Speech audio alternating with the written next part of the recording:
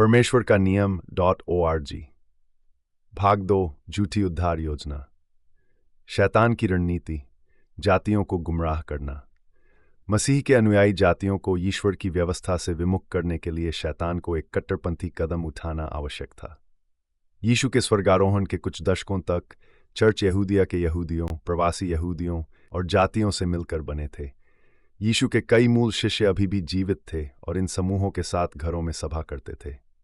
यह उपस्थिति यीशु के जीवन काल में सिखाई गई और उदाहरण प्रस्तुत की गई हर बात के प्रति निष्ठा बनाए रखने में मदद करती थी। यीशु का सिखाया हुआ संदेश। यीशु ने स्पष्ट रूप से अपने अनुयायियों को यह सिखाया, वास्तव में धन्य वे हैं जो ईश्वर के वचन लोगों तो तनाक पुराना नियम को सुनते और उसका पालन करते हैं। लूका 11:28। उन्होंने कभी भी अपने पिता की शिक्षाओं से विचलन नहीं किया। भजन संहिता 119:4 में यह बात स्पष्ट रूप से प्रकट होती है, तूने अपनी आज्ञाएं इस उद्देश्य से दी कि हम उन्हें पूरी तरह से माने। आज चर्चों में यह आम धारणा है कि मसीहा का आगमन जातियों को पुराने नियम में ईश्वर की व्यवस्था का पालन करने से मुक्त करता है। हालांकि यह धारणा यीशु के चारों सुसमाचारों में कहीं भी समर्थन नहीं पाती है। यीशु का जीवन और शिक्षाएं उनके पिता की व्यवस्था के प्रति पूर्ण आज्ञाकारिता और निष्ठा का उदाहरण थीं। प्रारंभिक चर्च में ईश्वर की व्यवस्था का पालन मसीह के अनुयायियों के लिए एक आधारशिला थी। मसीह ने स्पष्ट रूप से कहा कि आशीर्वाद उन पर आता है जो ईश्वर के वचन को सुनते हैं और उसका पालन करते हैं। इसलिए ये विचार की व्यवस्था का पालन अब आवश्यक नहीं है, न केवल सुसमाचारों के सत्य के विरुद्ध है, बल्कि मसीह की सच्ची शिक्षा को भी विकृत करता है। मूल उद्धार योजना, शाश्वत सत्य। ऐसा कभी कोई समय नहीं था जब ईश्वर ने किसी मनुष्य को अपने पास लौटने, पश्चाताप करने, अपने पापों की क्षमा पाने, आशीर्वादित होने और उद्धार प्राप्त करने का अवसर न दिया हो। मसीहा के भेजे जाने से पहले भी जातियों के लिए उद्धार का मार्ग हमेशा उपलब्ध था। आज कई चर्चों में यह धारणा है कि केवल यीशु के आगमन और उनके प्रायश्चित बलिदान के साथ ही जातियों को उद्धार तक पहुंचने का अवसर मिला। हालांकि सच्चाई यह है कि वही उद्धार योजना जो पुराने नियम में हमेशा से अस्तित्व में थी, यीशु के समय में भी जारी रही और आज भी लागू है। पुराने समय में पापों की क्षमा की प्रक्रिया में प्रतीकात्मक बलिदान का महत्व था, लेकिन हमारे समय में हमें ईश्वर के मेमने का सच्चा बलिदान प्राप्त है जो संसार के पापों को हर लेता है। यूहन्ना 1:29। इस महत्वपूर्ण अंतर के अलावा बाकी सब कुछ वैसा ही है जैसा मसीह से पहले था। उद्धार की प्रक्रिया, इस्राएल के साथ जुड़ाव। उद्धार प्राप्त करने के लिए जाति के व्यक्ति को उस राष्ट्र के साथ जुड़ना होगा जिसे ईश्वर ने अपना घोषित किया है। यह वही शाश्वत वाचा है जो खतना के चिन्ह से सील की गई थी। जो जाति का व्यक्ति यहोवा से जुड़े उसकी सेवा करने के लिए, इस प्रकार उसका दास बनने के लिए, और जो मेरे वाचा में स्थिर बना रहेगा, मैं उन्हें अपने पवित्र पर्वत पर ले जाऊंगा। यशायाह 56:6-7। यीशु का मिशन, नई धर्म स्थापना नहीं। यह समझना महत्वपूर्ण है कि यीशु ने जातियों के लिए कोई नई धर्म की स्थापना नहीं की। 1. यीशु ने जातियों के साथ केवल कुछ अवसरों पर बातचीत की क्योंकि उनका मुख्य ध्यान उनके अपने राष्ट्र इस्राएल पर था। 2. उन्होंने 12 शिष्यों को स्पष्ट निर्देश दिए, जातियों के पास मत जाओ, नहीं सामरियों के नगरों में प्रवेश करो, बल्कि इस्राएल की खोई हुई भेड़ों के पास जाओ। मत्ती 10:5-6। सच्ची उद्धार योजना, सरल और सीधी। सच्ची उद्धार योजना जो पुराने नियम के नबियों और यीशु के सुसमाचारों में प्रकट की गई है, सरल और सीधी है। 1. पिता की व्यवस्थाओं के प्रति निष्ठावान बनो। 2. पिता तुम्हें इस्राएल से जोड़ेगा। 3. पिता तुम्हें पापों की क्षमा के लिए पुत्र के पास भेजेगा। पिता उन लोगों को नहीं भेजते जो उनकी व्यवस्थाओं को जानते हैं लेकिन खुलेआम अवज्ञा में जीते हैं। ईश्वर की व्यवस्था को अस्वीकार करना विद्रोह करना है और विद्रोहियों के लिए उद्धार नहीं है। नेक्स्ट कहें जारी रखने के लिए। डू इक्वल झूठी उद्धार योजना, एक विकृत शिक्षण। चर्चों में प्रचारित उद्धार की योजना अधिकांश तक झूठी है। इसका सबसे स्पष्ट प्रमाण यह है कि यह योजना उस सत्य से मेल नहीं खाती जो ईश्वर ने पुराने नियम के नबियों के माध्यम से प्रकट की और जो यीशु ने 4 सुसमाचारों में सिखाई। कोई भी सिद्धांत जो आत्माओं के उद्धार से संबंधित हो, इन 2 मूल स्रोतों द्वारा पुष्टि किया जाना चाहिए। पुराना नियम, तनाक। जिसमें ईश्वर की व्यवस्था और नबियों की शिक्षाएं शामिल हैं। यीशु के वचन जिन्हें स्वयं ईश्वर के पुत्र ने सिखाया। झूठी उद्धार योजना का मुख्य विचार यह है कि जाति के लोग ईश्वर की आज्ञाओं का पालन किए बिना ही उद्धार प्राप्त कर सकते हैं। यह अविज्ञा का संदेश अदन के बगीचे में सांप द्वारा प्रचारित संदेश के समान है।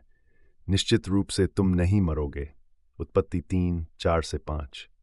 यदि यह संदेश सत्य होता तो पुराना नियम स्पष्ट रूप से यह सिखाता कि आज्ञाओं का पालन करना आवश्यक नहीं है। 2. यीशु अपने मिशन के एक भाग के रूप में यह घोषणा करते कि वे लोगों को ईश्वर की व्यवस्था से मुक्त करने आए हैं। लेकिन सच्चाई यह है कि न तो पुराना नियम और न ही सुसमाचार इस विचार का कोई समर्थन प्रदान करते हैं। जो लोग ईश्वर की व्यवस्था के पालन के बिना उद्धार का प्रचार करते हैं, वे अक्सर यीशु के वचनों को अनदेखा करते हैं। उनका यह दृष्टिकोण इस तथ्य से आता है कि मसीह की शिक्षाओं में कुछ भी ऐसा नहीं मिलता जो ये संकेत दे कि वे उन लोगों को बचाने के लिए आए थे जो जानबूझकर उनके पिता की व्यवस्थाओं की अवज्ञा करते हैं। इसके बजाय वे अपने तर्क के लिए ऐसे मनुष्यों के लेखनों पर निर्भर करते हैं जो मसीह के स्वर्गारोहण के बाद सामने आए। भविष्यवाणी की अनुपस्थिति। झूठी योजना का आधार। पुराना नियम, जो ईश्वर की भविष्यवाणी की संपूर्णता का आधार है, कहीं भी यह नहीं कहता कि यीशु के बाद कोई और परमेश्वर का संदेशवाहक प्रकट होगा। स्वयं यीशु ने कभी यह संकेत नहीं दिया कि उनके बाद कोई ऐसा व्यक्ति आएगा जिसे जातियों के लिए उद्धार की एक नई योजना सिखाने का कार्य सौंपा जाएगा। इसके विपरीत यीशु ने जो सिखाया वह उनके पिता की व्यवस्था के प्रति पूर्ण निष्ठा और आज्ञाकारिता को अनिवार्य मानता है। निष्कर्ष: सत्य और असत्य का भेद। झूठी उद्धार योजना, जो ये सिखाती है कि ईश्वर की आज्ञाओं का पालन अब आवश्यक नहीं है, ईश्वर के वचन और मसीह की शिक्षाओं के विपरीत है। यीशु ने स्पष्ट रूप से अपने अनुयायियों को अपने पिता की व्यवस्था का पालन करने के लिए बुलाया। कोई भी विचार जो इससे भिन्न हो न केवल असत्य है बल्कि आत्माओं को भटकाने का एक साधन भी है। भविष्यवाणियों का महत्व। ईश्वर की योजना का सत्यापन।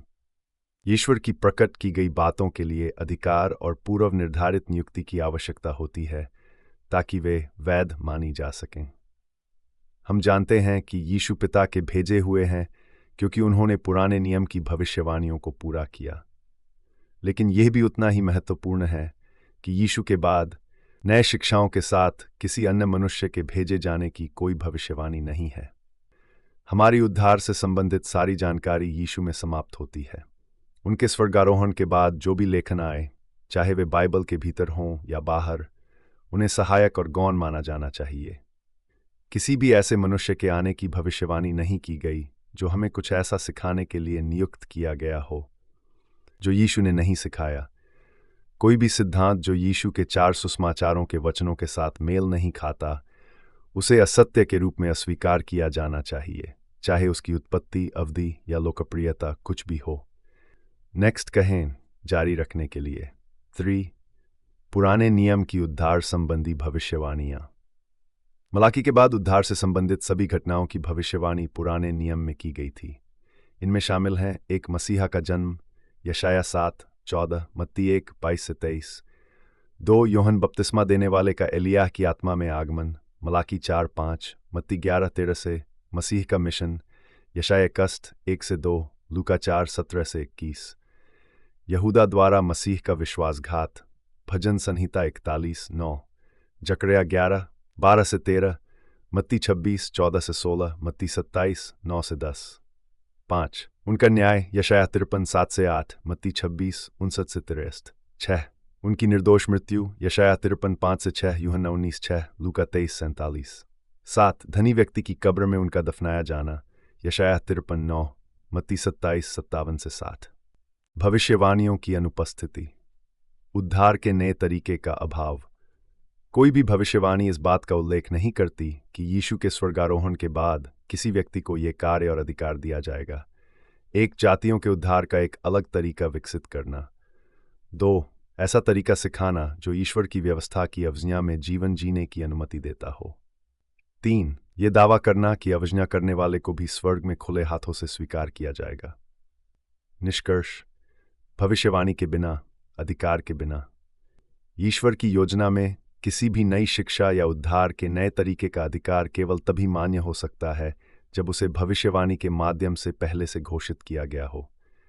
यीशु के बाद ऐसी कोई भविष्यवाणी नहीं है, इसलिए जो भी सिखाया जाए और यीशु के वचनों से मेल न खाए, उसे सत्य के रूप में स्वीकार नहीं किया जा सकता।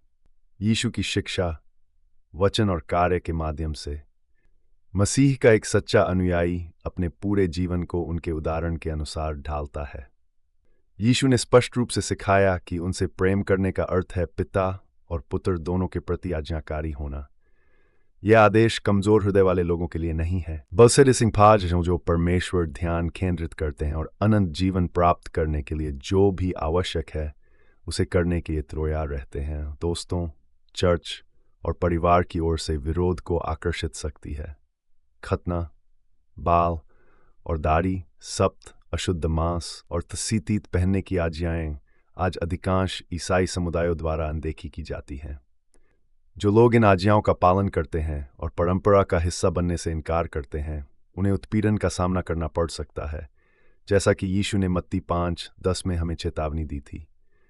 ईश्वर की आज्ञाओं का पालन साहस की मांग करता है, लेकिन इसका प्रतिफल अनंत जीवन है। ये श्रृंखला और ईश्वर की व्यवस्था पर कई अन्य अध्ययन इस वेबसाइट पर पाए जा सकते हैं। परमेश्वर का नियम.org